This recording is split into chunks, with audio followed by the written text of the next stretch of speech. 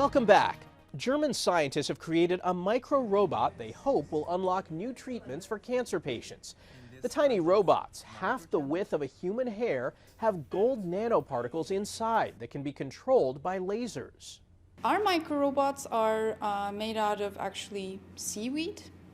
We have nanomaterials in there that allow us to bring functionality so that we can also wirelessly control these micro-robots. But in essence, they're the same size as the cells, they're soft as the cells, and we use them to communicate with the cells. Researchers can produce millions of these micro-robots in minutes. We're using these micro-robots to build tissues under synthetic conditions. And the whole point of this is to, in the future, then repair damaged tissue or organs at a really patient basis. The technology doesn't directly offer a way to help cancer patients, but they hope it leads to new therapeutics. April is Autism Acceptance Month. An innovative program at a New Jersey hospital is helping people with autism find jobs. Stephanie Stahl has more. Hi, ma'am. Eric Carlson is a greeter at Jefferson Cherry Hill Hospital. It's changed my whole life, which I'm grateful for. How?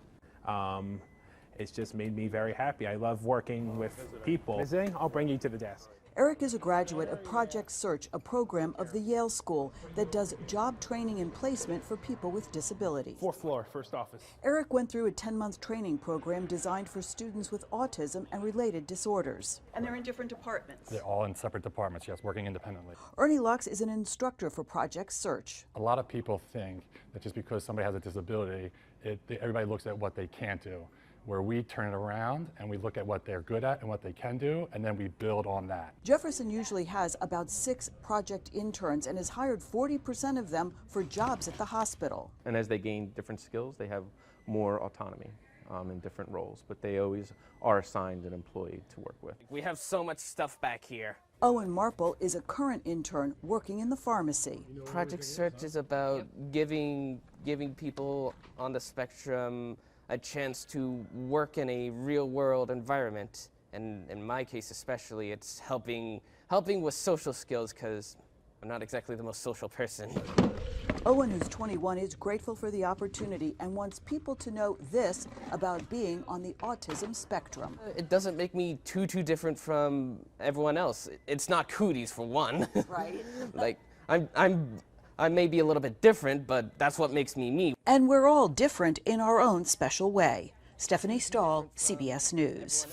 April is also a month when advocates are spotlighting people who have lost limbs or have limbs that are shaped differently.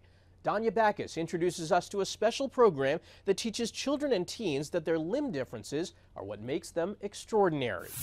What's your favorite subject? I like math. 19-year-old Ethan and 7-year-old Ramon have a special bond.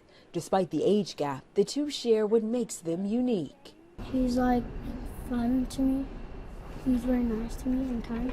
He's definitely very ambitious. I think a lot more ambitious than I was at that age. They both were born with left-hand limb difference. They met through a program called CATCH, which stands for Center for the Achievement of Teens and Children with Hands Differences. One of the challenges of having a limb difference is being stared at, being pointed at, people being afraid that you're in pain or maybe pointing at you or not including you in the game.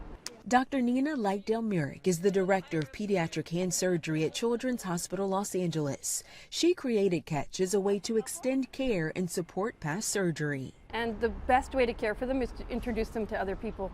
It introduced me to a community of other kids like me, and it was great because it gives a sense of belonging, right? I feel like as people, we all just want to be understood and have a sense of belonging. 5 of every 10,000 newborns in the U.S. have some difference in the arm, hand, forearm, or fingers. The sense of community and empowerment CATCH provides reaches beyond the patients. I realize not to put limitations on him. Whatever fears and things that I have as a mom, don't put that on him. Let's just let them be themselves. Whether playing the ukulele, piano, or basketball. It's hard to, but you'll get there. Through their bond, Ethan and Ramon are reminded that their ordinary is extraordinary. Danya Backus, CBS News, Los Angeles. That's this week's Eye on Health. I'm Michael George. Thanks for joining us and be well.